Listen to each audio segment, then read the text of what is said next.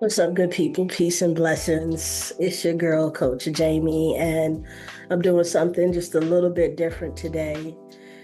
This isn't about um, driving sales or traffic to the website. If those things happen organically, then I'll kind of live with the results. But the true goal and the intention behind um, this particular video is to free myself from pain, assist me in the path of grief. I feel stagnant in some spaces, and we'll kind of speak to that. But I truly believe in how important uh, your mental health is, and focusing on your mental and physical and spiritual wellness.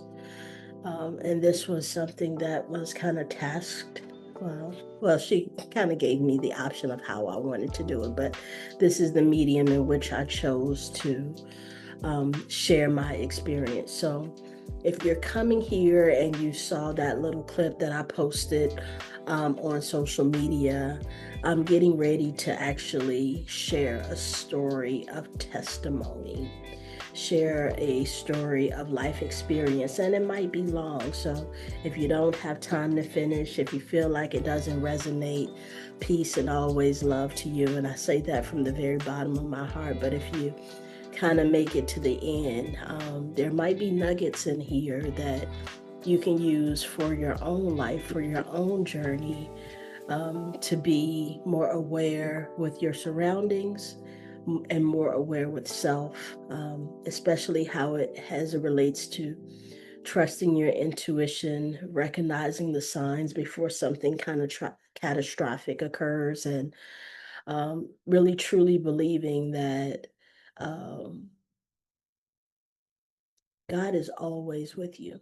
And no matter which religion you choose to practice, or if you don't choose to follow a traditional form of religion, what may have you, um, reaching your higher self, listening to God's voice, listening to yourself is all kind of a reflection of your spiritual health, and remaining grounded in that process so that you can see things logically as you kind of move ahead. And you'll see me look down once or twice, and that's because I don't want to lose track of some of the things that I'm getting ready to share with you. And I want you to be able to understand and kind of follow this experience as I kind of try my best to paint this picture. Um, and it's not something easy for me to kind of discuss. There are several people that know this story, very personal to me, but um, I think this next step in just releasing in this medium will help me along in my journey, and I've come so far. So this is in some ways a testimony, because some people that have experienced what I experienced, they might not even um, be on this earth. They might not be on this planet. They might not be alive, and or if they are, maybe their mind isn't as sharp as it used to be, or maybe they need more assistance. But I'm so thankful for the divine. I'm so thankful for my ancestors for protecting me and guiding me. My spiritual team don't play about me. And now that I know that, I move with more humility, I move with more awareness. And I try my best to stay grounded and pour love and light into everything that I do.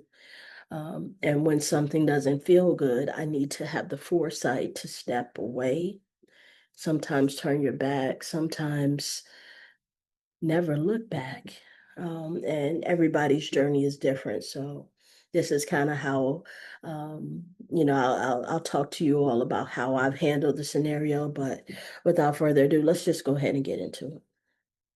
So, I'm going to describe to you a scenario that happened in September of 2023. Um, I went out having a good time, went to a lounge, went partying. Um, with some peers, some friends of mine at the time, and um, I woke up without, with I'm not going to say without no memory, with extremely limited memory of what happened.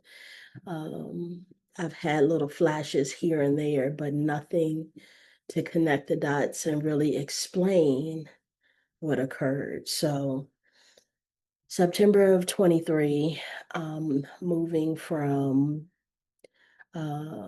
North Carolina to Georgia. So I'm moving to Atlanta, and this is a really special time in my life. Like, no joke. Like, so um, I resigned from my corporate job, and I'm stepping out on faith. I'm pouring into my business, and my business is now starting to pour back into me. So I secured a really big client, a high profile client, a client that required um, a lot of time. So in my business, Jamie Jones Consulting, I am a leadership development coach, and I support small businesses, corporations, and nonprofits with a culture transformation shift. But mostly, I really enjoy teaching leaders how to be more effective, removing the ego, structuring the business in order for it to have flow,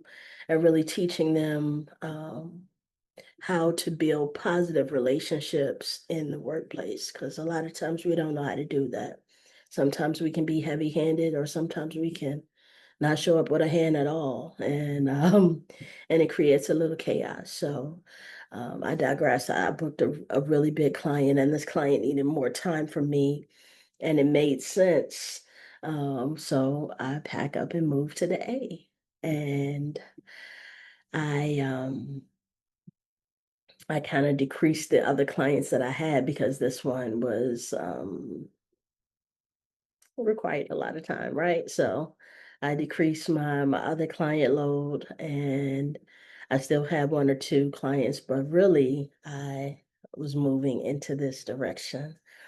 And a part of this move to Atlanta is also my birthday. So everything's happening in September, my favorite month of the year. So the week of my birthday, I move. So I moved in maybe like that Tuesday, and my birthday was Thursday.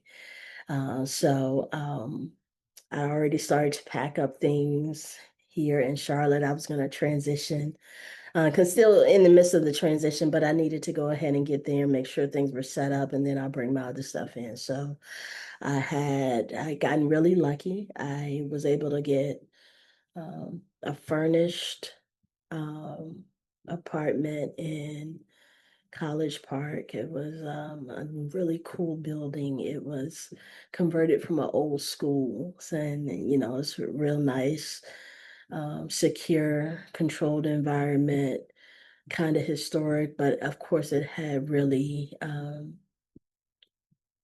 they had like newer things inside, so it felt really good. It was kind of my speed. The design was pure player. It was laid out nice and plush. Green, white, gold was kind of the theme of the furniture. I had space to work, set up my desk, kind of nice great room area, kitchen, bedroom. Things were right where I wanted it to be. So, kind of in the midst of this move, I'm feeling real good, right? And my friends, they wanted to come in and celebrate my birthday with me. Now, initially, they were coming in because I was going to be hosting a poetry slam, but some things actually didn't work out with the event space, so I canceled. But they were still coming in town. Again, I'm just getting started. This is a great way to celebrate my birthday, and we can spend some time together. So, these friends that I'm speaking of, we have been friends since teenage years. We all came out around the same time, and it's a 3-year age difference, but nothing significant, right? And so yeah, so we met each other teenage years, and we formed what I believed was something that was beyond friendship. It was sisterhood. Like these were my boys, my homies. And I believe we loved and supported each other in different aspects of our lives. Um, and that's something that I really appreciated because at the time when I was younger, I didn't really have anyone that looked like me in my family that could understand my kind of walk. But I found these two beautiful souls and they found me, and we were kind of inseparable ever since. Our families was aware of each other. One of my friends, every time I came home, I didn't go to a family event and she won't right by my side. She eating, she hanging out at my parents' house. We had a really nice friendship. And um, I trusted them and I believe they trusted me. Um, so yeah, so they came in town and we're gonna have us a good time. So um I want to focus on kind of being intentional here with my word choice because it's important for me to be able to share this experience from my point of view, from my level of truth, my level of understanding, and it might be difficult for some folks to hear. So um, yeah. Yeah, so let's go. So day of my birthday. They come in that I think they come in Wednesday evening, Wednesday night. They came in. My birthday is Thursday, so it's a good day. So the morning of the 21st, I get up, I put on my clothes, I go for a walk around the neighborhood. I'm gone probably about an hour and 20 minutes. I even record a reel, just expressing gratitude for the new chapter, for making it to 43, like all of the cool stuff like that I normally do because I'm typically posting positive things on my Instagram and TikTok pages anyway. So good day. So I get back to the crib and they had like a little surprise gift for me. Really dope. I think I had like a bottle of Bel Air and I had some ball caps because I'm a hat kind of girl. And yeah, so we got dressed and we went out to brunch. Nice brunch, day drinking. We having a damn good time. So I think shortly after that, we come back to the spot, hang out for a little while. Then we head out a little bit later. Maybe it's about 4 or 5 now, and we're going to have us a late lunch, maybe early dinner type of thing, right? So still more day drinking, having a good old time. Nobody's slosh, nobody's hammered. And matter of fact, I'm driving. So we're in a really good mood, good spirits. My homie took some photos at the table.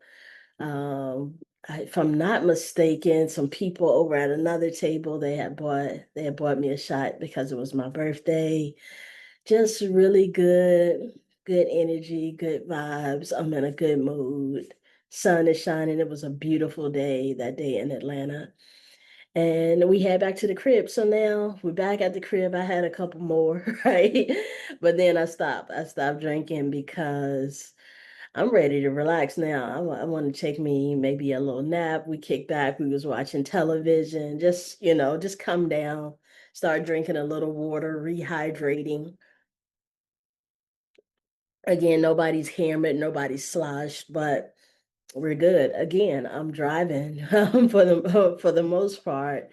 I know I drove to brunch. I can't remember if I drove us to breakfast, but yeah, just good times, good vibes, laughing and just being us because that's what we do. We cutting up, um, talking probably about memories, what's currently happening in our lives. And yeah, but anyway, so it's getting closer to the night. Maybe it's about 8 or 9. So now I've completely sobered up. I'm feeling good. But still again enjoying the day. So like, yo, what we about to do. So I had found this spot. It reminds you of like a slingshot. If you all are familiar with slingshot, is for adults. They have things like bowling inside, axe throwing, you can shoot pool, like highly interactive, but it's for adults. It's not a spot where you're going to find the children. And I also remember they had a really nice upscale menu. And I thought that would have been cool to kind of experience for the evening time. So I told them, I said, yo, this is the spot I found. Let's go and do this. Whoop de whoop. No, man, that's whack. I don't want to do nothing like that. Like, it's your birthday. Why you want to go to a place like that? So I allowed them to convince me we'll go to like a nightclub then fine. I really didn't want to do that, but again, this goes back to trusting your intuition and kind of standing firm on what you want. And ultimately it was my birthday. This should have been a non-negotiable, but anyway. Um we get dressed and we're about to head out and we're trying to decide who's gonna drive. So I remember saying, I'll just call an Uber, like um if we're gonna do that. No. And I'm gonna refer to these two women as friend A and friend B, um, just to start to kind of paint the picture now because we're getting a little bit more detail. So the three of us, I was like, I'll just go ahead and call an Uber. Man, that's gonna be too expensive. Why you gonna call an Uber? Just let friend A drive your car. And I'm kind of like the type of person where I want to be responsible for my own things. I'm not really comfortable with other people driving my car. Like, and no diss, my friend is a really good driver. I've seen them drive extremely well, but I'm just particular about things that can be a financial stressor if something was to happen. That's kind of where my mind goes, always to the money. If something happened, ultimately this ticket will be mine. So if I got to pay for anything, it's going to be because I'm the one that made the mistake or the error. So I was like, nah, I said I'll drive my own car. Hey, but it's your birthday. Don't you want to, drink? I said I'll have two. I said that'll be my limit, and and I can drive my own car, right? So, man, you ain't gonna have number two. I'm like, we've been drinking all day. Like I said, I've already stopped drinking before y'all. Like, yeah, I stopped drinking a couple hours. Y'all in here still taking shots and drinking beer. I'm good. And so it's like, all right. So my friend was like, well, friend B, we're gonna make sure you have a good time tonight. And we kind of locked eyes. I felt some type of way, but again, I'm not really thinking. Like, I don't know. This is all reflective. So now as I go back, I'm analyzing things in a different type of mindset versus kind of in the moment. Oh, we're gonna make sure you have a good time tonight. So I'm just like, okay, whatever. So I'm driving, we drive like to Midtown or whatever, and it's a lesbian bar. It's a 90s R&B night. And that doesn't take me much convincing when it's 90s R&B because anybody knows me not know I love some soul music and I love some um 80s and 90s R&B. So we get to the spot and it's pretty dark in there because it's a club, what do you expect? But it's not really full or anything at the time because we got there kind of early. I think we got there is like 11 o'clock. And so yeah, so I see that they have hookah, right?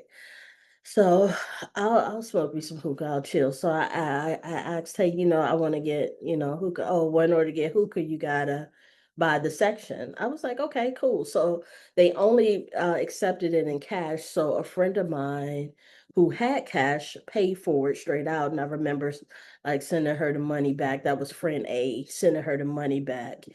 Um, not even in a big thing, but it's something that I wanted, and I wouldn't be expecting for anybody to pay for something that I actually want. So got the section, got me a hookah, and I got me a bottle of water. And we're sitting in the section, and I'm feeling good. The music's playing, the MC like I remember her. She was very entertaining, and she was just talking to everybody, but she talked to us a couple of times, very engaging. I was feeling her energy. And so now I'm just like recording, like I I don't know why, but like I'm recording like recording a little atmosphere, the energy. And I remember taking the camera around. Friend B is sitting beside me. Friend A has kind of stepped away. So when I kind of pan it over, like me in the video, and then friend B is in the video, she puts my hand down like really fast, and I'm like, what the hell is that all about? But I'm like, whatever, okay. Um, Again, not thinking too much of it in the moment, but I still thought that was kind of strange because anytime we're out, we take photos, we capture the memories, not in an overly excessive way, but sometimes, there's a little photo here and there, just capturing the memory. In hindsight, I think that um, maybe she didn't want me to post it for whatever reason, and I think that has something to do. Um, that has something to do with the third party relationship, right? But and not in the sense that you all think my friends are all studs. None of us are dating each other in that sense. But there was a third party that was involved that I kind of learned a little bit more about. And that third party is somebody who is significantly close to me, or I would say significantly was close to me. I won't kind of unpack that. I just want to come back to saying like I believe this person was possibly playing both sides and and didn't want to be on video with me. So my friend A comes back with a drink for themselves. So friend B says, "Yo, you ain't bring us none." I'm like, "Yeah, dang." So friend A says, "Well, Jay not drinking." I said, "No, I'm gonna have two, but that's it." Like I said, I won't have anything more than that. So they go back to the bar. I'm sitting there, I'm blowing hookah, I'm still smoking, I'm drinking my little bottle of water, still listening to the music, nice vibe. She comes back and she comes back with two more drinks. One for me, one for friend B, and she already has her own. We toast, take back our shot, which is always tequila. That was my drink of choice. Um, nice little shot of tequila, lime juice, That was me. So yeah, I had that shot. Still smoking hookah, music still going. Maybe about 20 minutes later, my bottle of water is empty. So I want to go and get another one. So the two of them are still sitting in the section. I'm the only one smoking hookah. They are not. So I go up to the bar, and it was a woman standing there, and I wasn't paying attention, but I cut in front of her. And as soon as I saw her look at me, I was like, I am so sorry. Like I remember being extremely apologetic. And I asked her what she was ordering. She told me she was ordering some chicken wings.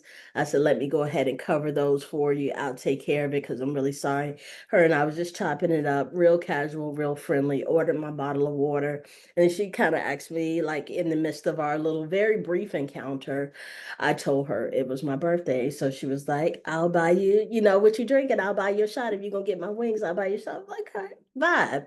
Right. So we're at the bar. Bartender makes us two more shots of tequila.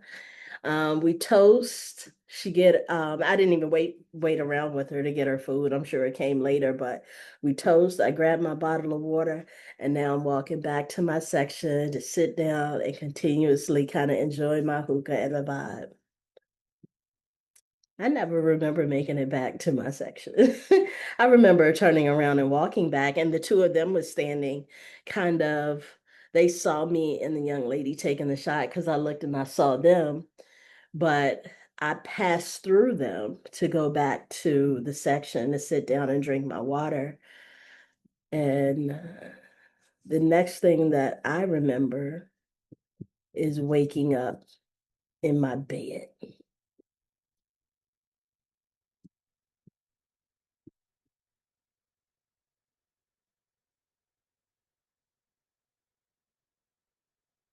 So of the many a hard nights I done had, I'm talking about, I definitely took it over for the 99 and the 2000, right? And we wasn't even drinking premium alcohol then. Like at least now I'm getting a top grade alcohol.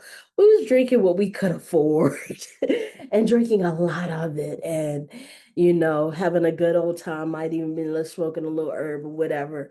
Like, but what I'm saying is that I've had some hard nights and like a woman uh, uh, uh, I had a roommate in when I lived in Virginia in young 20s. When I tell you, me and this girl threw a party damn near every night, almost every night we threw a party, and we like our neighbors hated us, but why wouldn't they? We're 25. And her and I threw some massive kickbacks and good times, and I don't remember missing a damn beat. Even through vomiting, waking up hungover, going to work the next day, I never lost memory of the night. Even when the two of them would come in town and hang out at my spot, and we have like a boys' weekend, um, we can tear that bottle of tequila down. Sometimes we had two bottles in 3 days, right? And I'm making shots, ice, mint, sometimes agave or honey, shaking them things up, pouring out those nice little cool shots. And we would take them back. Lime juice, we would take them back. And I never lost my memory. And I'm probably sure I was drinking my buns off. But when I was drinking like that, I wasn't driving. Um, I knew when to also stop drinking because now at this stage, I know I'm speaking of 2 years ago, I'm 43 years old. If I don't know when enough is enough, I shouldn't be in the game. And not judging anybody out there um who drinks or maybe has had just a little too much. It's happened to all of us. As I just stated, I've learned the lesson of when enough is enough. So at this stage in the game, I know when enough is enough. I'm not going to keep drinking. I'm just not going to totally flip the script of being irresponsible in a sense of that nature. Now, if I want to have 4 or 5 shots at home, I'm at the crib, but I'm not out and I'm certainly not driving. Even without them, when I was in Charlotte and I wanted to go to a lounge or to a hookah bar and I knew I wanted to have a couple of drinks and I knew I might be alone, I got an Uber. Like,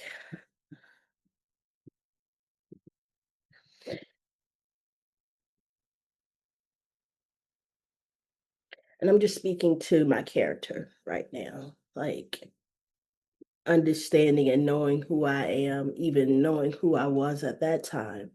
I had already been through a spiritual awakening, my first one at least. I had already stopped um like the lifestyle of fasting, drinking, and doing stuff like that all the time. I would party when they came in town, but if they're not in town or if I'm not hanging out, that's not something that I'm doing every night.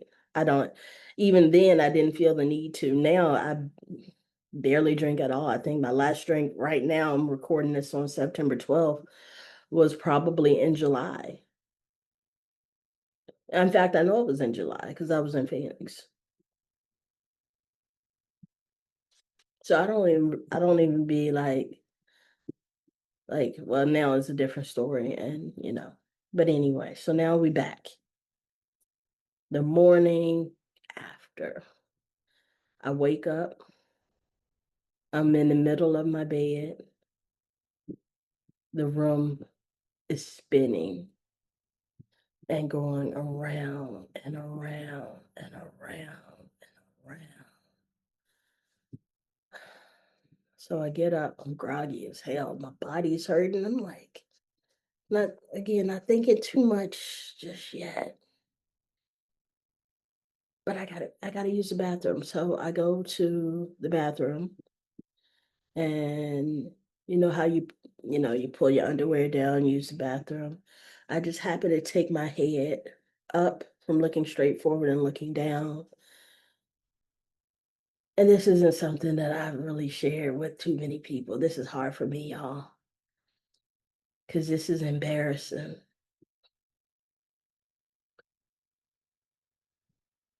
Um,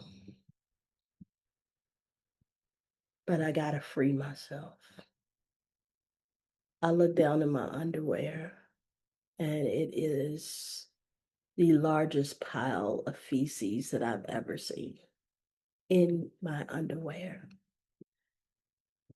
It scared the living shit out of me.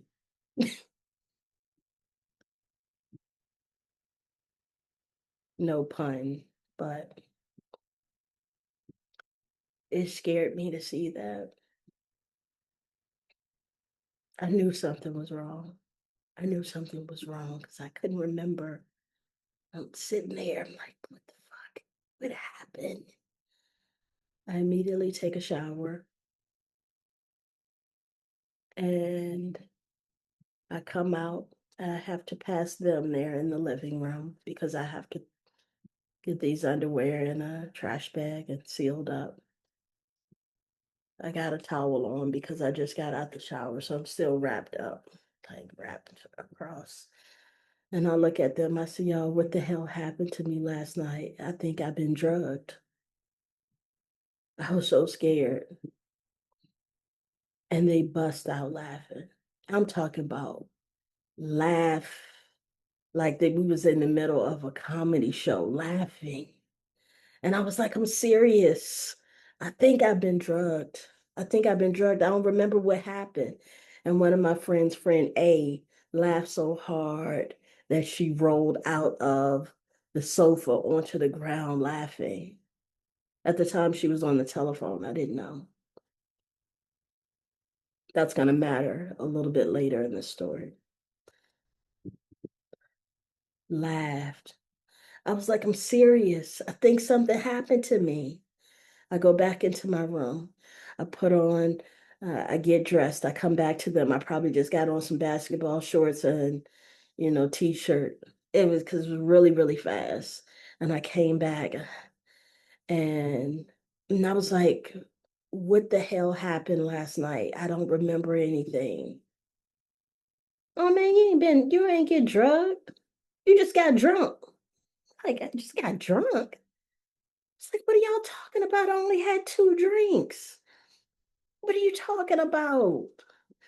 What do you mean? I just got drunk. Something happened to me. And I keep saying this something happened to me. I remember saying it over and over. And he was like, you just got drunk. I said, what happened? Oh, you just had a good time. You was taking shots, you was talking to people, you was dancing with folks, keeping this all the way live. I'm the type of sister that I kind of stay to myself unless I really feel the need to go and do a lot of engaging. I'm not frolicking around from table to table, dancing with every stranger. I might interact a little bit, but them seeing me do that, I believe that was a tail sign that something was not in alignment with how they've seen me before. They told me I had about 4 or 5 additional double shots of tequila. 4 or 5 shots, double shots of tequila. Said I was dancing. I left my phone and wallet sitting on the table. That don't make any sense.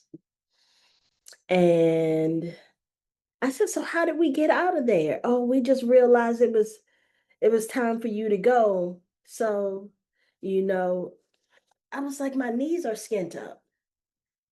It was skin missing on my knees. My body felt like I had been in a damn boxing match. I felt hurt. My body was hurting. As the entire time as I'm talking to them, I'm also very dizzy. Very, very dizzy. And they said, One of us was in front of you and one of us was behind you. I said, so that means I didn't walk out of there. I said, what happened to my knees? Oh, when when friend A went back to get your car because we had to park in some, expensive ass parking lot in Atlanta. You fell on the sidewalk. I said, who was the other person holding me up? Oh, it was another girl that you was connected with. She was holding you some a stud that was like to the right of me. I remember talking to a girl like when I first got there, and she was cool.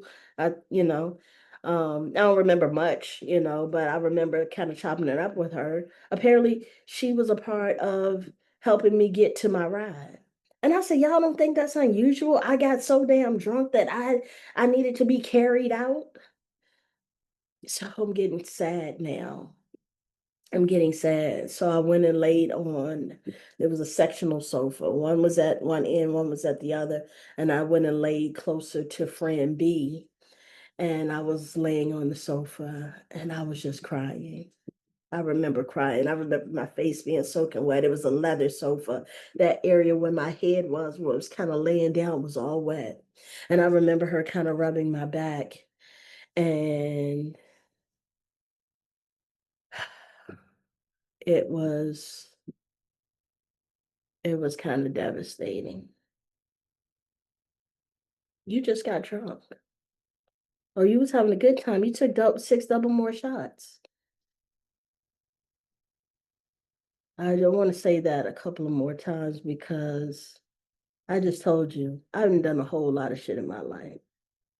Whether it was good or bad, me owning it and taking 100% responsibility for my actions is not an issue because I believe that we're all growing in some type of direction anyway.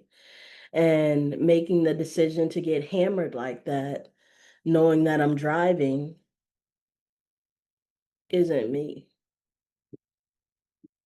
So, my stomach is hurting. I'm in a lot of pain. I go back to my bed. I remember them ordering food. I think they had, you know, um, maybe like some Chinese food. I know they tried to share some soup with me that they had bought. I couldn't keep anything down. Didn't have a taste for anything. And I'm telling you all that entire day from the time that I woke up, which was around 9:30 a.m. I digress. I look at my Apple Watch, but this was, of course, months later. My Apple Watch reads when I fall asleep and when I wake up. It said I went to sleep at 3 a.m. and woke up at 9. And I promise you, I don't remember anything probably past 12:30. Nothing at all until I woke up after 9. So they're in the living room. I think they're watching TV, just chilling or whatever throughout the late morning and the afternoon. I was in my bed. I was sleeping off and on. And I remember kind of getting up a little bit later in the evening. Now it's after dark. And I remember specifically we were watching Power. One is on one end of the sectional, one is on the other, and I'm in the middle because it's a huge sectional. And I'm kind of in like the corner of the sectional, and I got my blanket or whatever. And I looked at them and I said, I feel like it's something about last night y'all not telling me. And friend B is closer to me, and I looked over and she looks at me and she was like, Jay, it's really nothing else we can tell you that's going to make you feel any worse. I beat myself up for not taking advantage in that moment. I should have pressed them harder. I should have been more angry. And maybe some of which is because just the loopiness that I was dealing with. I wasn't still in my body the way I normally would be, but I didn't press the issue and I should have. Because truly, what the hell does that mean? If I tell you that I've lost 4 hours or 3 hours or however long it was, um, I would expect for you to give me a full play by play. Well, we was drunk too. But you wasn't drunk enough where you couldn't go and get my walk to get my vehicle, come back, pick me up from the club with my busted knees, drive back to Park, back my car into that tight ass space under that carport, but you was just as drunk as me? That doesn't make any sense. If you were dressed as drunk as me, why am I the only one that's like this? I should have pressed them. I didn't. And I regret that. I regret it. So,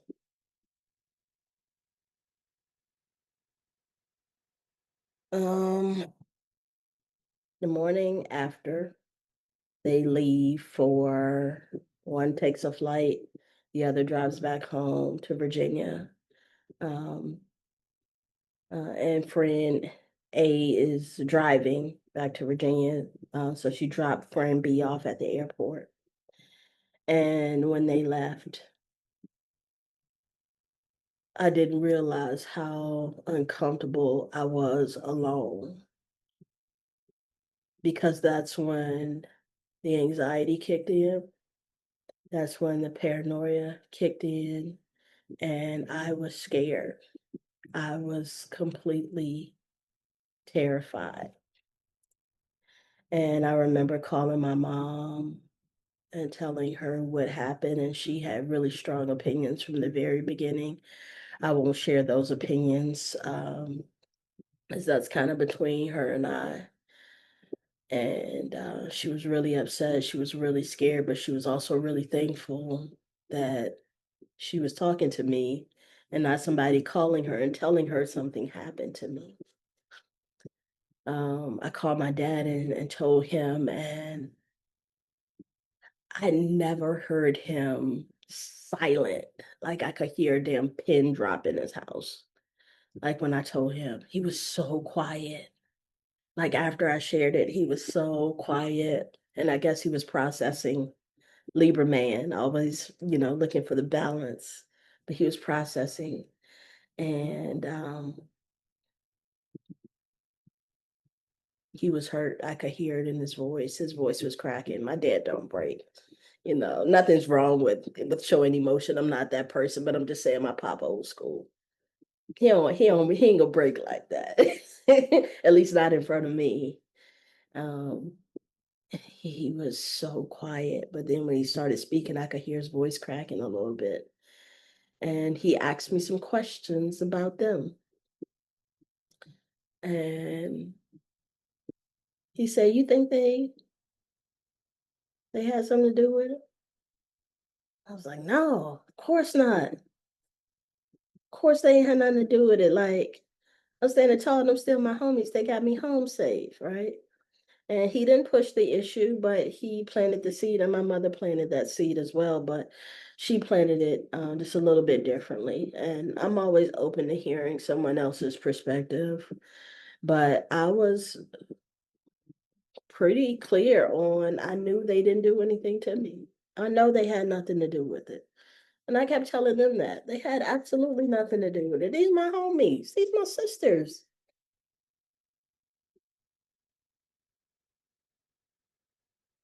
So it started to get tough now. I'm by myself in this new city, and I don't have any friends and family around me. At least in Charlotte, I got my cousin here. I got my ex-wife here. I got my friend. Candace is here. I have other, close people that's here with me that I knew I could have called if I was in Charlotte. Come and stay at my house for a couple of days. I didn't have any of that. I'm dolo, solo. I'm in a new city by myself, and I was scared. I couldn't sleep. I remember like just doing like the most minor things, but my gun was always close by. My handgun was always close by. If I'm sitting and watching television, it was on the coffee table. If I'm in the kitchen, I remember not even eating that well, but I remember having some cereal. It was in the kitchen with me. When I went to take a shower, it was in the bathroom. I was scared, y'all. It is most fear I've ever had, and and I couldn't sleep. I remember even one day, and I'm speaking now in the course of a couple of days after this occurred. I was so scared. I talked to my mother off and on that day for almost like 17 hours. And my mom's a talker, so she doesn't mind talking, but she knew that without even saying it, without even mentioning it, she didn't say anything. She just kept answering the phone. I looked at the call log like a couple days after. I talked to her one morning to 3:45. I know she was tired, but she answered that phone every time, and I'm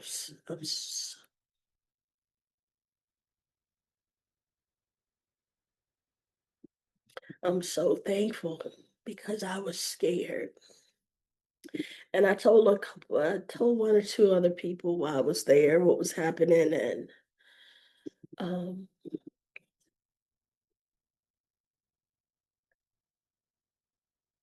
I told a couple of other people while I was there, just sharing like kind of what happened. And I was just having a really tough time. So now it's that Monday. My birthday was Friday, dealing with the aftermath Saturday. I mean, yeah, my birthday was Friday, aftermath Friday. Saturday they leave, so I've been by myself maybe about 48 hours. I reached out to my therapist and checked to see if she had any type of emergency availability. I needed somebody to talk to. And I remember now it's that Monday. I'm on the phone with them and Um, we would often speak like on video calls or whatever, especially on IG. Like we'll do like a group video call, and I remember being on the phone with them.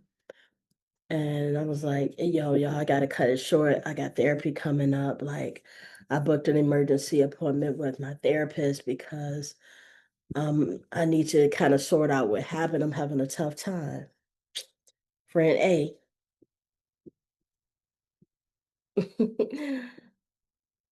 I can't believe you need therapy for this. All you did was get drunk, Jay. It ain't that deep. All you did was get drunk. I can't, call me a couple of names, right? uh, but I can't believe you. Like you just I can't believe you're going to get therapy. It ain't that deep. All you did was get drunk. And I said, listen, I don't get drunk like that. I won't get drunk and lose the night. Something happened. And I'm gonna talk to her. And I did. And we kind of talked through the night, not the night, but we talked through the events of that night. And she asked me a bunch of questions. We kind of unpacked, and it was a really good conversation. In fact, that particular event happening um on my birthday, I went to like quarterly check-ins with my therapist, like because we had done so much work over the years. I went to quarterly. That event sparked where her and I was now checking in sometimes once a week or every 2 weeks, and just dealing with certain things. And between my therapist and doctor, um, it was just it was kind of a lot, because I had a lot of questions on. Truly believe something happened to me, and I want to find out what that was. I wasn't just like chalking this up to a wild night. And I'm still not gonna chalk it up to that because I'm gonna stand 10 toes on if I made some conscious decisions that night that led to me losing my memory and spiraling in that type of way, waking up with feces in my underwear, vomit all over my clothes, vomit was in my goddamn car. Anybody know me, I am anal with cleanliness. And I was especially that way about my ride. I hadn't had it that long and it was still in pristine condition at the time. I wasn't playing about stuff like that, especially stuff that I'm still paying for. But anyway, I worked out an opportunity to get a toxicology screening. So they kind of shared with me that if there was anything in my system, it kind of leaves the urine within like 24 to 48 hours, depending upon if there was some of the substances like 72 hours. And to do anything more than that, you kind of need like a doctor to kind of sign off on. And I wasn't gonna give up on that. And it cost me money like to get this because it at the time I was just on my self-employed kind of insurance. So this isn't even the great insurance. Remember, I'm telling you, I just left corporate that year, so I'm learning to do everything by myself. So I had an insurance plan at the time that wasn't the greatest, but it was like insurance in case worst case scenario something happened, but not just for the type of things that I needed. So I was able to work it out and get a tox screening. And it was quite invasive, very invasive. It was blood samples, it was urine samples, and it was hair samples. And I just felt like I just needed to know. And kind of in the meantime, I didn't share this with friend A and B because I just kind of felt like, especially after the whole therapist stuff and the laughing, I just felt like they didn't take it serious. I felt like they lacked empathy and compassion. They said they was checking on me, but I kind of felt, you know how you can feel like your intuition in a sense saying like, I don't know if this is true, but it's just what I feel. I just felt like it was a lot of gossip about me around it, a lot of judgment, a lot of deflection, and maybe in some ways it's because they were there with me and um and I was questioning things. Maybe they, felt defensive in some way, shape, or form. Like I never accused them of doing anything to me, and I'm not going to accuse them now of this because I don't know what happened, but I do know what was in my system. And it was a pure cocktail, a cocktail that probably could take somebody out. Pure cocktail. I won't actually say the names of what those substances were because this is going to be on YouTube and I don't know all of the rules and I don't want this to get taken down because this is truly about the message. But it was drugs in my system that I never touched before, never had any intention of touching, and I'm not even attracted to the drugs that was in my system. I'm not even attracted to that in that way. Yeah, I've smoked a little herb, at one point, a lot of it. And I've had drinks, and I'm not judging anybody who's, if that's their journey, like we all trying to find our way, but coming back to the substances that was in my system is substances mixed together could actually kill me. And you guys can kind of imagine what those things are. But one is to remove your memory. We're pretty familiar with that one. That was a high dosage, a high percentage level of that. There was trace amounts of, I guess, what people consider party drugs. Very, very low dosage, trace amounts of that. And I was just sitting with this. So now we're in October, maybe mid. I got the results early October, but I'm just kind of sitting with this because I haven't even shared any with anybody those results. Um, and I'm just kind of dealing with me. I did tell my therapist because we talked about it, of course, but I didn't share it with my parents. I didn't share it with my oldest sister. I didn't share it with anyone. And I just sat with it probably until early November. And then I remember first sharing it with my ex-wife. I shared it with my good friend out here in Carolina, and I shared it with my really good friend in Virginia. The results, they already knew what happened with the memory loss, but sharing with them kind of what the tox screening kind of found. And it's just a lot. I'm paranoid. I'm full of anxiety.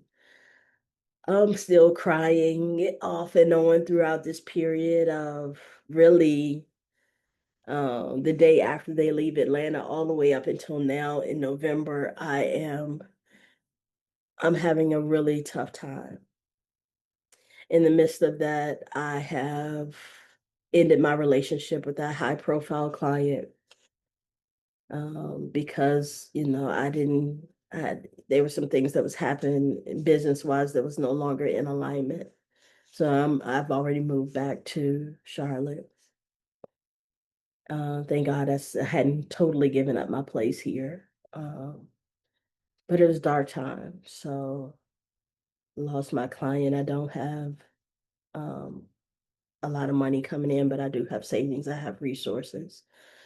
So on top of that, dealing with the loss of the client and not having any money coming in, I'm also dealing with the anxiety. I'm dealing with the paranoia. I'm dealing with the fear. I'm dealing with the lack of rest, and I'm going through it. So my mom says, "Come home for Thanksgiving. Just come home for Thanksgiving. Like, you just need to be around family. I need to put my hands on you." And that's what I did. So I went home. I was at home for probably like a week and a half. And I spent time with my family. I spent time with my parents, with my oldest sister. And normally when I'm at home, a lot of times I would stay with friend A. Like, I would stay there. Like, because we would still hang out. So when I came home, it was still like a good time. We would go out, we would hang out. But this time was a little different. I stayed with my sister, but I went over to see friend A. And maybe this is a couple of days before Thanksgiving, and I get to her crib. Um, and I'm gonna pause really quickly. Friend A would check in on me, like since September. She would call, "How you doing? How's the job going?" And I knew that she was checking on me at I still don't know exactly if it was a temperature check or a genuine check-in on me. Um, when I look back at it now, but yeah, she would check in, but I know that she had already started to feel my energy pull back. I started to retreat and pull my energy back around October because, again, I just felt like it was a lot of gossip energy, a lot of judgment. And I'm thinking to myself, I'm the one that actually went through this shit. Like, why are you all having these types of feelings? And again, I hadn't accused anybody of anything, but I'm just like, I'm checking the room because now there has been an extreme breakdown in trust because I see you differently now. My sister, I see differently. My homie, I see differently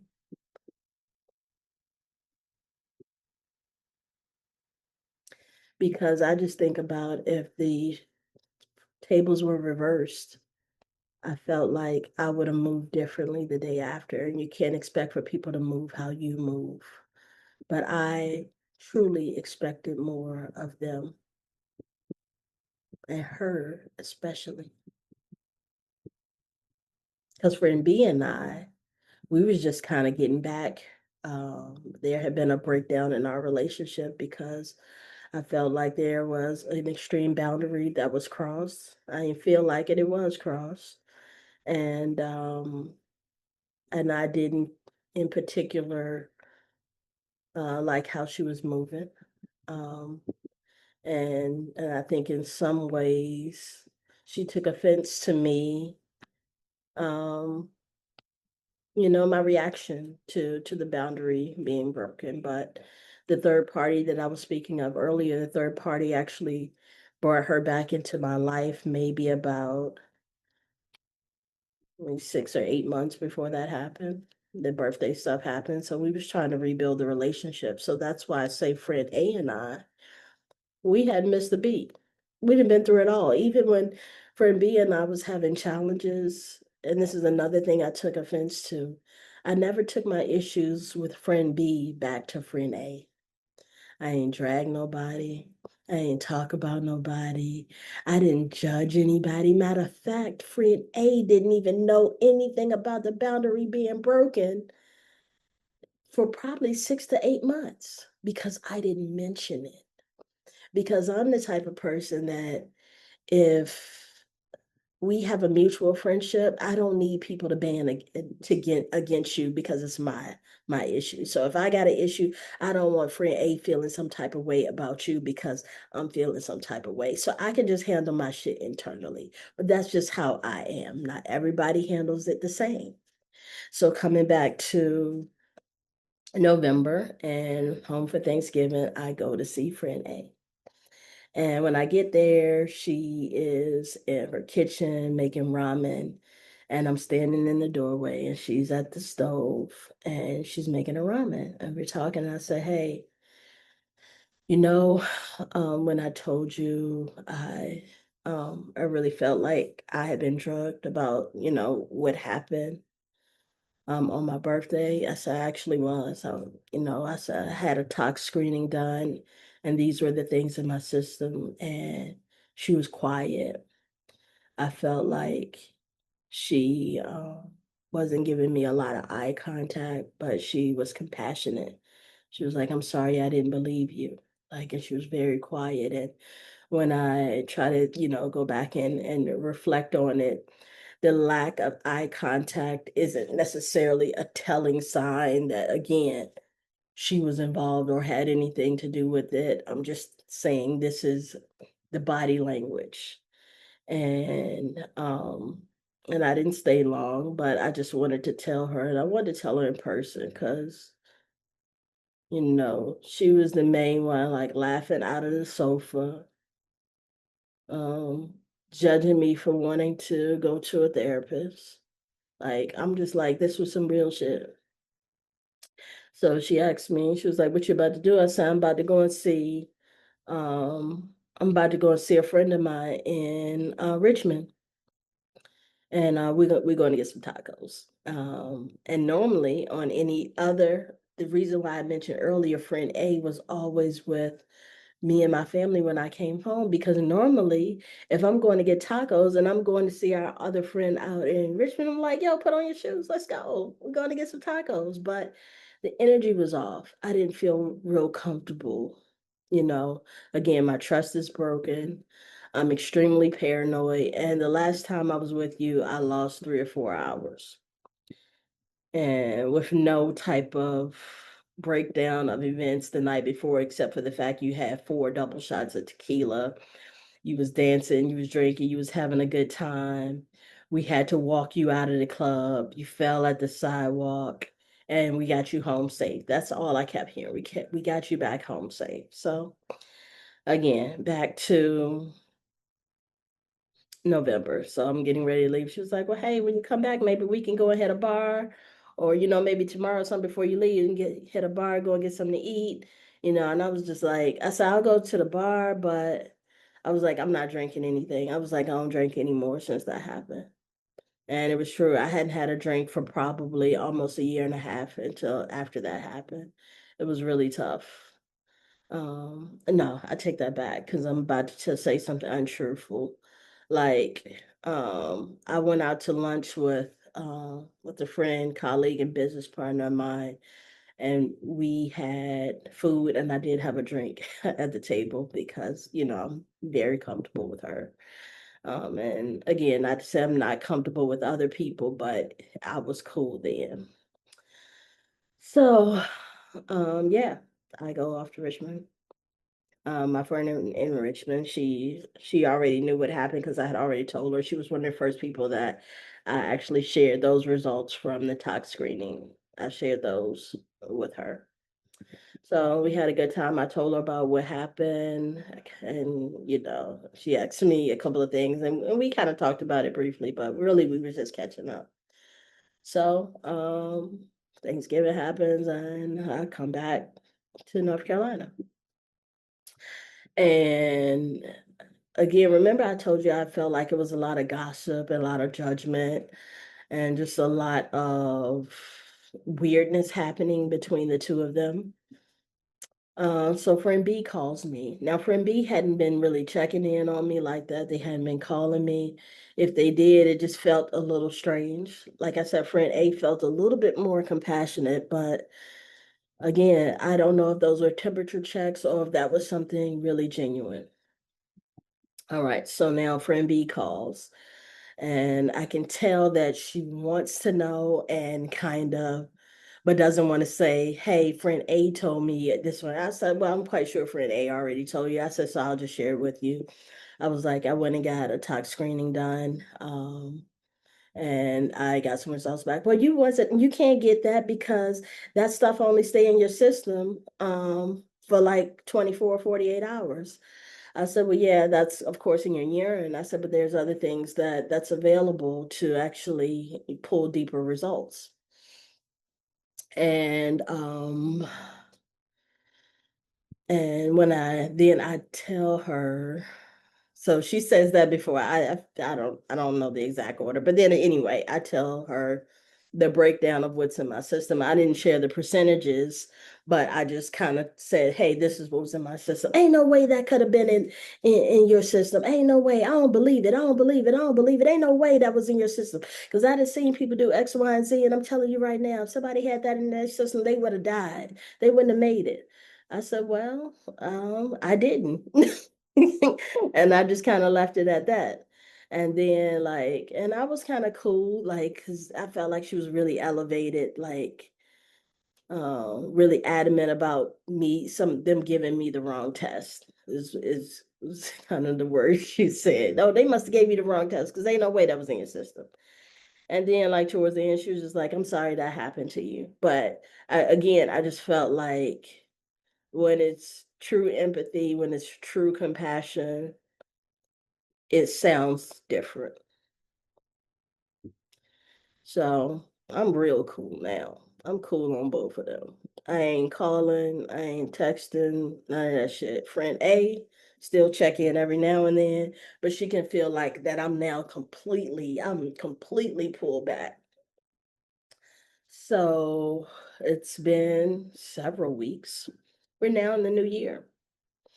And my homie out in Richmond that I told you I went out to go and get the tacos with, she called me. She was like, Jay, I just talked to Fred A. And I said, oh, really? I said, why? And she was like, I felt like it was some shit when I saw the number come across because they don't call me. They don't call me at all.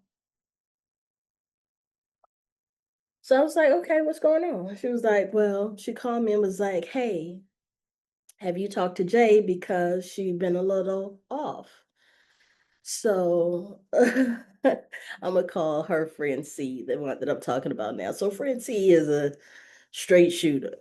Like she whatever she's thinking she's gonna actually say, good, bad, or indifferent, she gonna say it. And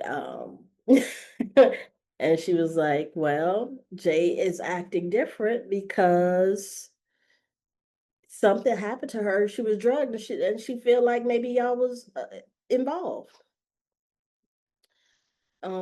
because of how y'all acting. And she was like, friend A at the time was like, there's no way this, that, and the third. And they had a full conversation about it. And like a full conversation. So friend C was like, yo, I pressed her.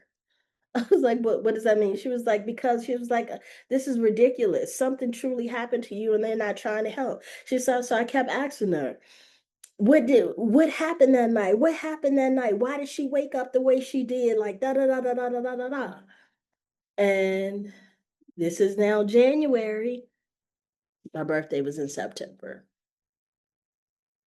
Friend A discloses that I was drinking a lot, I was partying a lot, and I went to the bathroom, but I didn't come back for a long time.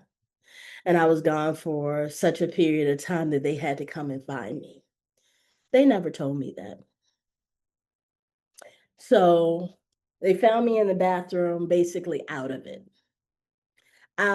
it, barely, probably conscious. And that's when they decided it was time for me to go home. So again, it goes back to I asked what was the events of that night, what happened to me. You all didn't see me like over drinking or doing the absolute most.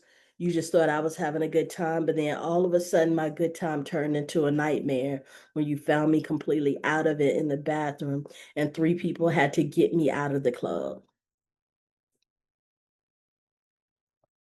Why didn't you tell me that back in September?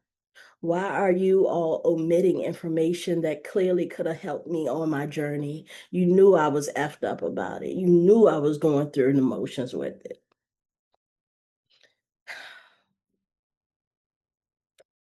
And um, so then after that happens, like friend C had called me and told me, she was like, I just want to tell you that.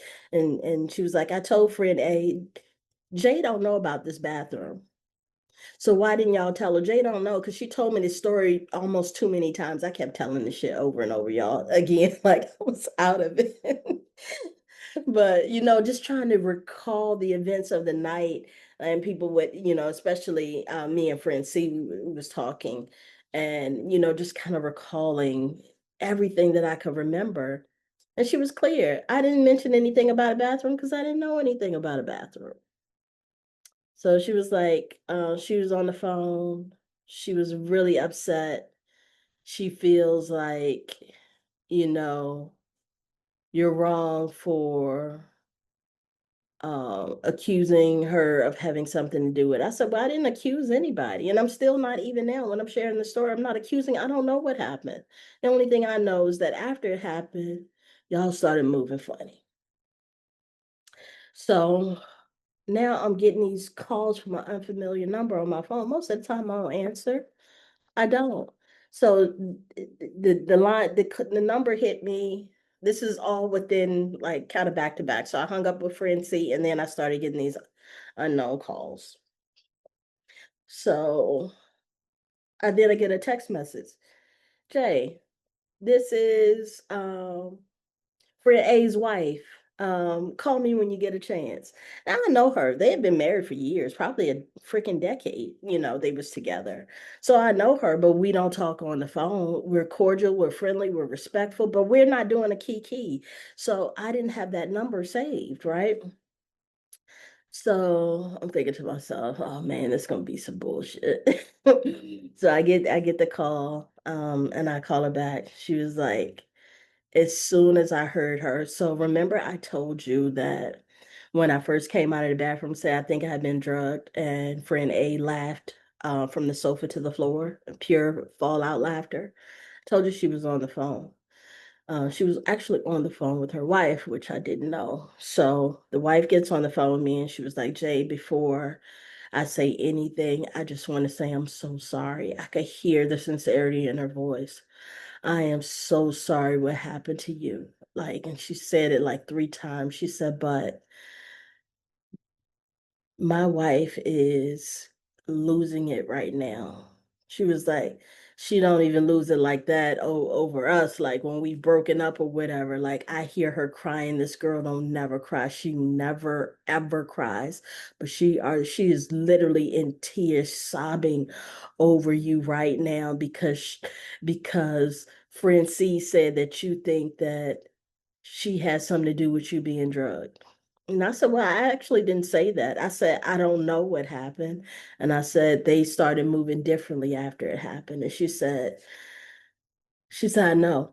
And she was like, when friend A was driving back home to Virginia after she left Atlanta, she called me and we were talking for quite some time headed back.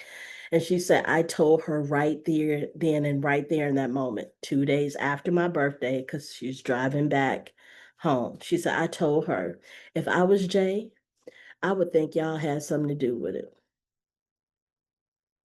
right now. Friend A does not dabble in drugs. They don't do any drugs. All they do is drink. And I said, I do know that. And she said, but I don't know what friend B is capable of. But I know right now, friend A did not do anything to you. But I know that she didn't do anything to you, but I don't know what friend B is capable of. And we just had that conversation and we kind of ended from there. I think the next day, friend A called me and we talked. And she was very apologetic. She said, Jay, I should have handled myself differently. She said, I should have took you to the doctor that very next day. I wasn't thinking, I just thought you was having a good time and that you had really gotten drunk. And I was like, but listen, homie, I said, I already only said I was having two. I said, when have you ever seen me get hammered and drive? You saw me have four or five more double shots. I said, when have you ever seen me do that and drive? When have you ever seen me have what you're trying to say is having a good time? I don't have fun like that. So why would you think that was normal behavior for me? And she was like, I wasn't thinking because I was drinking too. And I can understand that on some level. But on another hand, you had to have known I was all the way out of pocket. And um, I was even told, like, and I'm gonna step back just a bit, like the day after, I think I told you all that. I was like, I feel like y'all holding something back. I learned that there were pictures taken. I've never seen those pictures to this day. So something could pop up on somebody's timeline or somebody's internet or, with me in some really compromising situations because they claim photos was taken, but I never saw any photos. Friend A says that friend B took photos that I never saw. But granted, you didn't want to be on film with me when I was recording. Still really strange. So back again to the phone call. I should have handled myself differently, and I'm so sorry. I love you. And I'm like, yo, listen, I love you too. We'd have been through the thick of things. Even when, like, you leave and go off to the military, I'm doing my thing here. Like, we never missed a beat. You, my sister, I love you with my whole heart, not half of it. And I don't play about my relationships. And she told me I wouldn't do anything like that, but I don't know what friend B is capable of. Now, this is the second damn time I'm hearing this in less than 24 hours. What do you know that you're not telling me? What secrets are being kept here? Like, why are y'all keep saying that? Again, it's a lot of conversations happening around that night, but none that involved me. And I was truly the victim. I paid the heaviest price. And on some level, still to this day, paying that price because I don't play anymore about my relationships. I'm not comfortable being in lounges and bars anymore. I'm very uncomfortable. Um, it's a lot of things um, that I still kind of deal with, but I've grown so far from it. And I'm thankful to where I am today.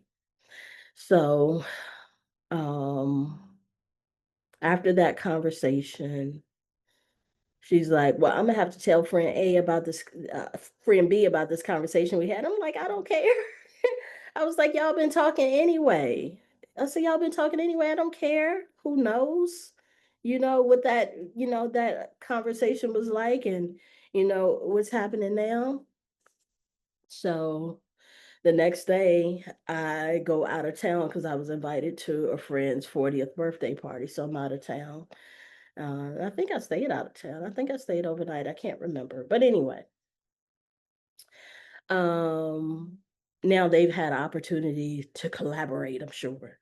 So now I'm actually at the friend's birthday party. I get a text message. Yo, this friend B, but we're on a thread together, the three of us. Yo, Jay, when do we have time to talk? We need to get on a call. I said, well, I'm out of town this weekend. I said, but we can get up when I get back, maybe on Monday, because this was like a Saturday. So friend B says, tomorrow would be better, as if in Sunday. I never responded back because at that point, you're not going to rush me into having a conversation now when I've been wanting information for 5 damn months from now. Because now we're actually in February. My friend's birthday is in February. She's an Aquarius, early February. So now, you want to have a conversation. I said I'm available on Monday. You said no, Sunday would be better for me. I left it right there.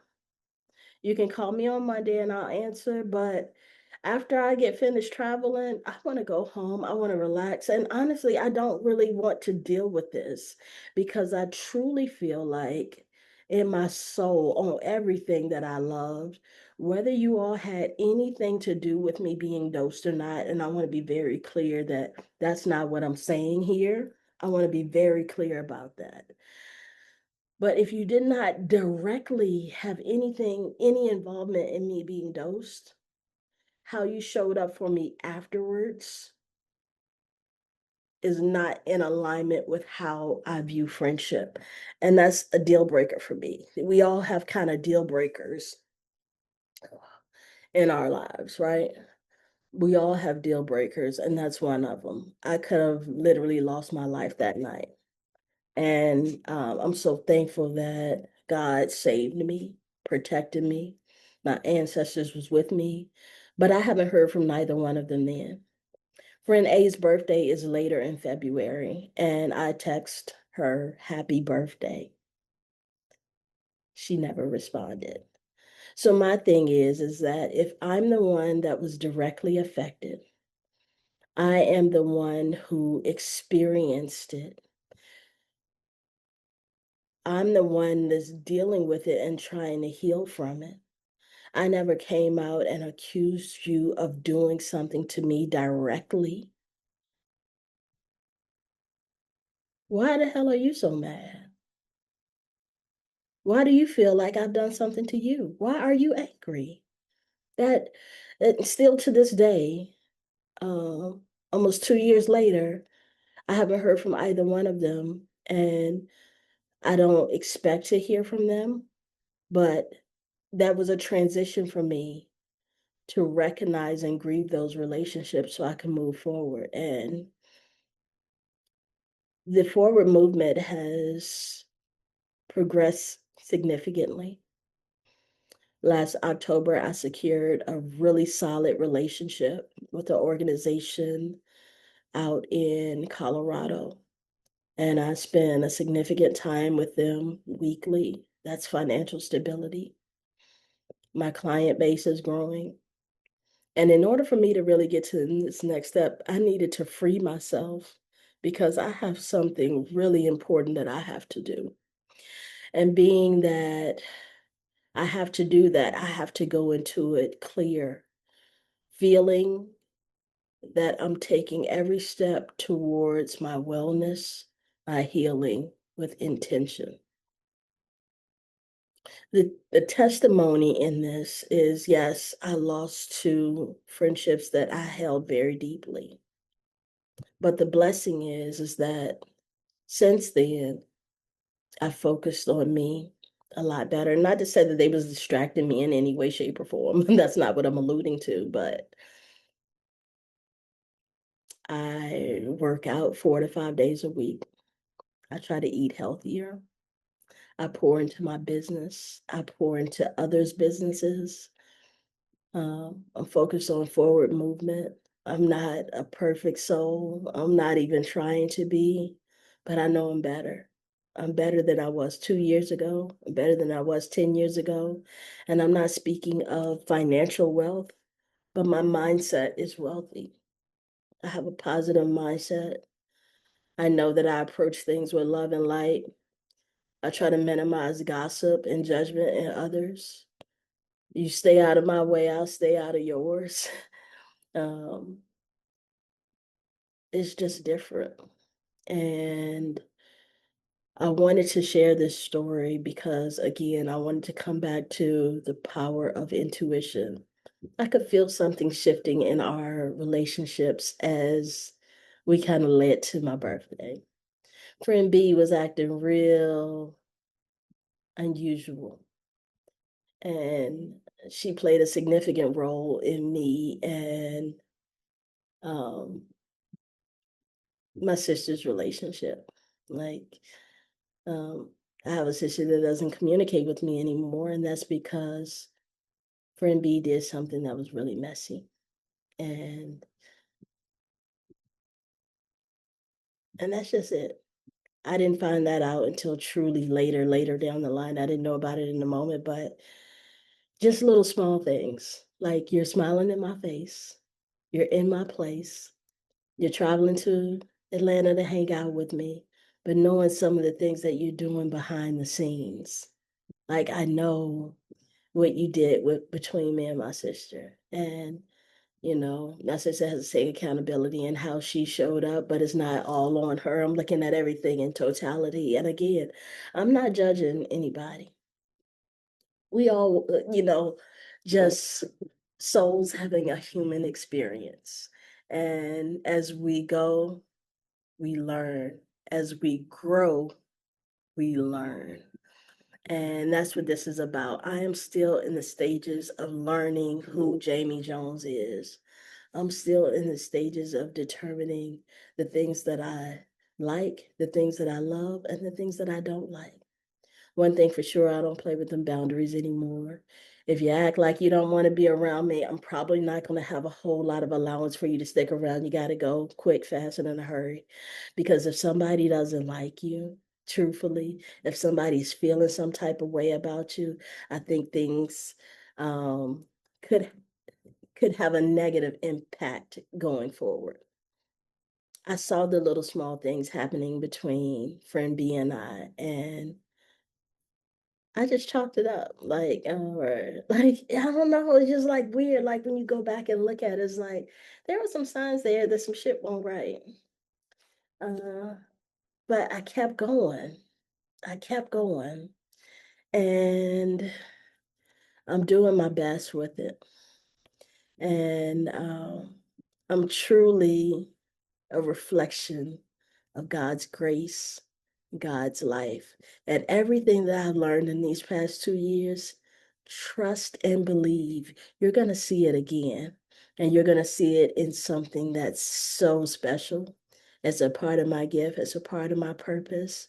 And we're going to do this thing in unity. I'm going to leave it at that for right now. But sometimes you have to go through something to get to the next step.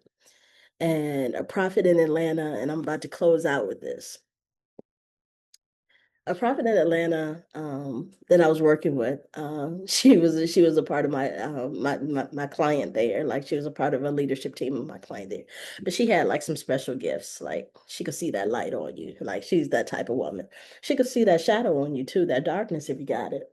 And she called me one night in August and she was like, "How you feeling about the move?" I said, "I'm very anxious. I'm kind of nervous. I don't have any family out there." She was kind of mentoring and talking me through that. And she said, "Jamie, before we go," she said, "Where you're going, your friends can't go." And when she told me that, I'm just like, I don't want to hear this. Like, here she go again talking about some gay stuff, getting in alignment with traditional religion. Like, cause she had tested the waters on that topic with me before. But I'm a grown woman at this point. I know what I'm doing. I know what I'm not doing, and I'm not gonna allow myself to be manipulated by any type of religion to say that I'm not living my life in alignment. Right. So when told me that one ear and out the other. So um, she says, what did she say to me? She says, it's not that they're bad people, but just where God is taking you, they can't go. She said, you all are on different frequencies right now. She was like, you'll even start to notice the things that you like, they don't like. And the things that they like, you don't like as much as you used to. She said, you used to like those things, you don't like them very much anymore. And when she told me that, I let it go one ear and again out of the other. But as I look back and reflect, those were signs. I still wouldn't have changed anything because again, these were my sisters. So when she actually said that, I wasn't even thinking about them because those was my girls. my dogs, my homies. And now in hindsight, looking back, I think that was a message from the divine preparing me, because she said, you already know. She was like, yeah, she alluded to the fact that you already know. And, when God removes something out of your life, you're going to learn not to let it back in. Now I know. I didn't know then, but as I get prepared for my 45th birthday, feeling good, feeling good with that 4-5 coming up. My body's healthy. I'm healthy. I feel good. I have love. I receive love. I give love, and I'm gonna just kind of leave with that. So extending y'all nothing but the highest of the white light, peace and always love. Learn something from this. Take out nuggets that you can use for your life and apply them accordingly, but still trust in God, still trust that there's good people out there, because I'm a good person. If you listen to this, you're probably a good person. And it doesn't mean that when relationships break down that you got to drag people, you got to talk about people, you got to gossip about them. Like, it just means that they're no longer in alignment, and it's okay to love people from over there.